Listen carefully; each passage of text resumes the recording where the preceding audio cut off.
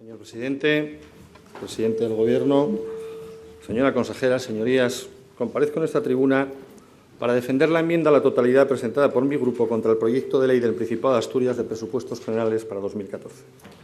Y resulta forzoso comenzar esta defensa con dos precisiones que pudieran parecer innecesarias, pero a la vista del debate generado en los últimos días entiendo que son muy pertinentes. En primer lugar, nos encontramos ante un acto legislativo, la aprobación de una ley muy importante, en efecto, porque traduce a números y define concretamente el proyecto político del Gobierno para el año que se inicia, pero una ley al fin y al cabo. Y puesto que forma parte de la primigenia y esencial tarea de todo Parlamento, aprobar las leyes, espero que se respete la capacidad de todos los grupos de esta Cámara para votar en un sentido o en otro, a favor o en contra, según su criterio, acertado o equivocado, pero en todo caso el suyo. Quien desde afuera de esta Cámara, o incluso desde dentro, pretende hurtar, limitar o reducir esta capacidad, sencillamente desconoce las reglas básicas de la separación de poderes. No ejercemos en este momento función ejecutiva alguna. No nos inmiscuimos en tareas de Gobierno y, desde luego, con el ejercicio libre de la tarea básica de cualquier parlamentario, que es votar las leyes, no se constituye esta Junta General del Principado en Gobierno cameral alguno, como se ha venido repitiendo últimamente. Todavía lo decía ayer el presidente del Gobierno del Principado de Asturias en declaraciones hechas en Madrid, cuando advertía, refiriéndose a esta Junta, la obligación de esta es controlar y orientar al Gobierno. Pero si tienen la tentación de hacer un Gobierno cameral, les digo que tienen en sus manos la opción de la moción de censura. Se olvidaba el presidente de la función básica del Parlamento, la que ejercemos en este acto, aprobar o no las leyes, y también la de presupuestos.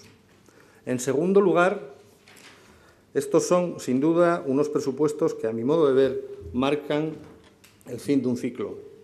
Un ciclo que en el ámbito parlamentario se ha caracterizado por el desprecio por las formas y procedimientos de la tramitación parlamentaria de una ley como la presupuestaria, que es sin duda la ley ordinaria más necesitada de debate, de discusión serena y de capacidad de diálogo. En esto, desgraciadamente, como en alguna otra cosa, Asturias constituye una isla desde hace años. Tramitaciones atropelladas sin respetar plazo alguno, no ya reglamentario, sino de puro sentido común. Negociación siempre extraparlamentaria, fuera de los focos. Y, finalmente, presentación de un proyecto de ley absolutamente blindado a cualquier variación. Porque, mire, señora consejera, independientemente de que usted haya finalizado su intervención pidiéndonos que mejoremos este presupuesto es muy difícilmente mejorable con las técnicas parlamentarias y con los mecanismos que disponemos aquí estos parlamentarios. Es muy difícil, por no decir imposible. Generalmente se apela a la costumbre inveterada en esta Cámara. A nosotros nos pueden atribuir un solo año de costumbre. Pero lo dijimos el año pasado, no somos constructores de esas costumbres. Quizá el resto de miembros de esta Cámara sí, pero desde luego nosotros no. Y además, mire, las circunstancias de este año son muy distintas de las circunstancias del año pasado, muy distintas. El año pasado fue un año singular, muy singular, marcado por una prórroga presupuestaria muy restrictiva, teniendo que ejecutar un presupuesto que en nada se acomodaba a la situación real de Asturias, con una suma de acontecimientos que lo convirtieron en verdaderamente excepcional. No lo digo yo, estas fueron sus palabras textuales el otro día en la Comisión de Hacienda, señora consejera. Asistimos a la toma de posesión de un Gobierno a mitad de ejercicio, a la elaboración urgente de un plan económico-financiero y a la elaboración de la ley de endeudamiento para poder sacar adelante las inversiones paralizadas. Estas circunstancias, que nosotros en aquel momento creímos excepcionales y así lo manifestamos en esta Cámara, parece ser que para ustedes no son excepcionales, sino que son la norma. Una norma que, desde luego, nosotros no vamos a convalidar. Miren, lo normal en toda España es que la tramitación del presupuesto dure meses, que haya tiempo y posibilidades reales de enmendarlo y alcanzar acuerdos, sobre todo si hay un Gobierno en minoría. E incluso las votaciones de las enmiendas se agrupan independientemente de que cada grupo tenga el espacio suficiente para explicar sus razones. Aquí parece ser que esto se ve como algo extraño o como algo excéntrico. Se ha retorcido el argumento y vuelto del revés, y se ha pretendido convertir una votación sobre un proyecto de ley del Gobierno, es decir, esta votación, su idoneidad o no, en una votación sobre las razones de la oposición. en aplicación de la recurrente teoría política de la responsabilidad inversa, que es la que viene aplicando de continuo este Gobierno. Pero miren, entrando ya en el fondo del proyecto de ley, si de alguna manera hubiese que calificar estos presupuestos, y también le digo, voy a coincidir con usted en una cosa, señora consejera, creo que no es el día exactamente de los números, ha habido tiempo suficiente, aunque algunas pinceladas habrá que dar, pero sí creo que es necesario que les demos explicaciones y razones claras a los asturianos, más allá de la maraña de números en la que se suele esconder el trámite presupuestario. Pero si hubiese que definir estos presupuestos, yo hablaría de que son los presupuestos de la resignación, de la negación de la realidad económica de Asturias, del inmovilismo letal y, como consecuencia, unos presupuestos inservibles para actuar como palanca de reactivación económica y generación de empleo, el que debería de ser el primer objetivo de cualquier política presupuestaria en un contexto tan difícil como el actual. Estas palabras son palabras textuales también dichas en la comisión y no precisamente por mí, sino por algunos de los agentes sociales que concurrieron en esta Cámara. Son unos presupuestos que parten, en primer lugar, de unas previsiones completamente ficticias, cuando no de inexistentes. Nos gustaría saber de crecimiento del PIB asturiano para el próximo año que ha elaborado su Ejecutivo, las que se contienen en la memoria económica del proyecto de ley. Simplemente se limitan a reseñar los cálculos que hacen algunas de las entidades privadas, pero no sabemos todavía en qué cálculos basa este presupuesto el propio Gobierno asturiano. Si hacemos una comparativa entre el crecimiento del PIB nacional y el crecimiento del PIB asturiano, veremos que nos hemos comportado siempre en peor sentido que el propio crecimiento del PIB nacional. Sin embargo, el crecimiento que contienen estas cuentas excede claramente de cuáles son las previsiones, incluso de las que recoge el Gobierno en su proyecto de presupuestos generales del Estado.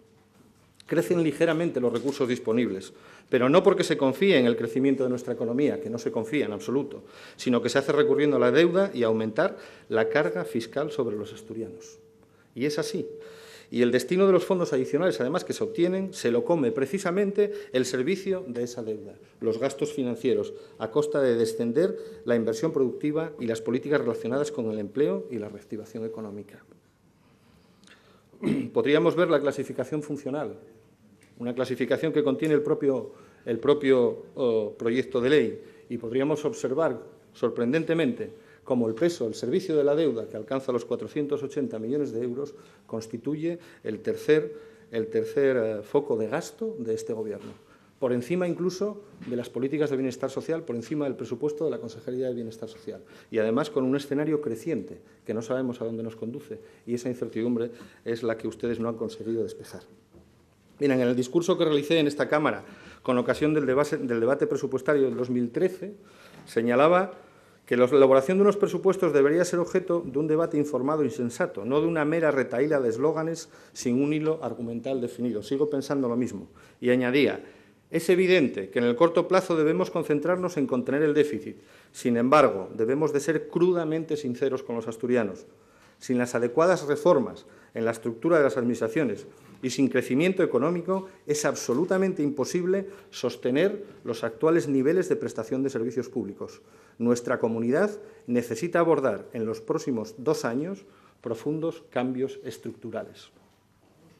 Ese análisis, ese diagnóstico, entendí que era un diagnóstico compartido y se recogía también en el acuerdo de legislatura que firmamos ambos partidos. Sin embargo, hemos comprobado que hemos perdido 1 año y no estamos en disposición de seguir perdiendo más tiempo. Quizá su Gobierno lo pueda perder, pero desde luego Asturias no puede perder ni un minuto más sin acometer las reformas estructurales que son necesarias.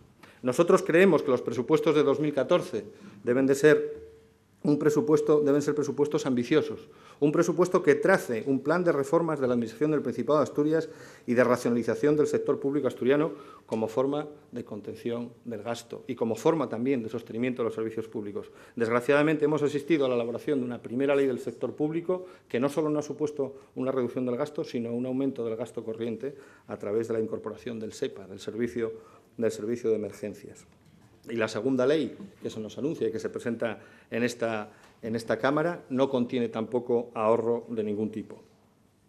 Y mire, las reformas, para nosotros, no deben pensarse con el objetivo exclusivo de la consolidación y el cumplimiento del déficit y el techo de gasto, sino como medios para favorecer y coadyuvar el crecimiento económico. Hemos acometido en el 2012, y no lo quiero negar, en el 2012 y el 2013, lo urgente, pero nos hemos olvidado de lo importante. Este proyecto de presupuestos no contiene en sí mismo unas líneas que permitan perfilar el acometimiento de verdaderas reformas estructurales. Y así no creemos que sea un presupuesto que tenga credibilidad, y a lo largo de las comparecencias en la Comisión de Hacienda creo que eso se ha puesto de manifiesto. Existe un amplio consenso entre diversos sectores que el ajuste debería hacerse fundamentalmente a través del control del gasto y no tanto por un aumento de los impuestos. Debemos de trasladar al esfuerzo, y usted decía que no afectaba a la clase media, sí que afecta a la clase media. Sí que afecta a la clase media, que tiene herencias, sí que afecta a la clase media que se compra un piso o que se compra un coche, sí afecta a la clase media a los cuales ustedes ahora le bajan también el impuesto, rebajan el impuesto del patrimonio. Y no afecta solo a los 5.000 nuevos asturianos que incorporarían al pago de ese impuesto sobre el patrimonio, sino que afectaría a las bases imponibles de los 8.000, más de 8.000, 8.300 de todos los asturianos que pagan ese impuesto. Creemos que se ha llegado ya demasiado lejos en atribuir esa carga fiscal a la clase media, porque no creo que usted piense que los grandes patrimonios, que las grandes fortunas de este país tributan en el impuesto sobre el patrimonio. No la considero tan ingenua, consejera, como para considerar eso. Y, por lo tanto, cuando ustedes hacen apelaciones a que los ricos soporten, a que los ricos paguen, están equivocándose completamente o están trasladando un mensaje absolutamente confuso. No son estos los impuestos que pagan los ricos. El impuesto de sucesiones o el impuesto de transmisiones y actos jurídicos documentados o el mismo impuesto de patrimonio no es un impuesto que paguen los ricos. O el mismo impuesto sobre la renta de las personas físicas, con los tipos marginales en la banda más alta. Y, además, miren, forzosamente tenemos que hablar de un concepto al que ustedes han aludido reiteradamente, el concepto de la competencia o de la competitividad fiscal interna en nuestro país. Es verdad, existe, pero ustedes son responsables, tanto ustedes como el Partido Popular, de haber convertido este país en un escenario de competencia fiscal interna mientras reclamamos a Europa la convergencia en materia fiscal. Y, por lo tanto, traduciendo eso en términos prácticos, este presupuesto tiene que dotar de mecanismos de competitividad tanto a las empresas como también a los particulares, a los ciudadanos de Asturias, y no lo aporta, sino que no supone un freno, porque en ese escenario que no podemos dejar de obviar, en ese escenario que nos sitúa con respecto al resto de comunidades autónomas, entendemos que existe una dinámica de competencia fiscal en la que Asturias sale claramente perjudicada. No creemos que se puedan permitir incrementos mayores ya de presión fiscal, la cual ha recaído, como le decía, de manera casi exclusivamente sobre la clase media, que es la que ha soportado la totalidad del ajuste en la presente crisis. Tampoco somos aventureros en materia fiscal, se lo he dicho reiteradamente, y hay un escenario que hemos descrito varias veces de mucha inseguridad. Hay un contexto de redefinición de las fuentes de financiación de las comunidades autónomas. Está condicionado, además, por las consecuencias de una crisis económica que todavía está lejos de resolverse. Y es cierto que, además, se anuncian reformas fiscales de calado de ámbito nacional que afectarán al conjunto de la fiscalidad. Eso es cierto, pero más allá de eso, en las capacidades que le corresponde al Gobierno de Asturias, nosotros creemos que ha llegado ya el momento de acometer una rebaja fiscal progresiva que dote de competitividad a nuestras empresas en ese marco de competencia fiscal que ustedes crearon. Más allá de estas medidas de carácter fiscal, que para nada se recogen en este proyecto de presupuesto, sino todo lo contrario, nosotros también entendemos que no podremos hablar en ningún caso de una verdadera recuperación económica mientras no vayamos reorientando nuestro modelo productivo. Y en este sentido creemos que tenemos que ayudar a nuestro modelo productivo y tiene que ser una palanca de generación de riqueza y empleo, y no lo es. Y no lo es porque usted sabe que se recortan todos los programas de la Consejería de Economía. Qué curioso, la Consejería de Economía, que es donde se residencian los mecanismos de estímulo a la actividad económica y a los nuevos sectores, es una consejería que sufre importantes recortes.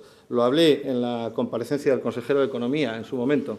Se recortan las aportaciones a los planes de empleo, donde se rebaja del orden de casi 7 millones de euros la aportación al servicio público de empleo, se bajan las aportaciones a planes de apoyo al pequeño comercio, a los autónomos.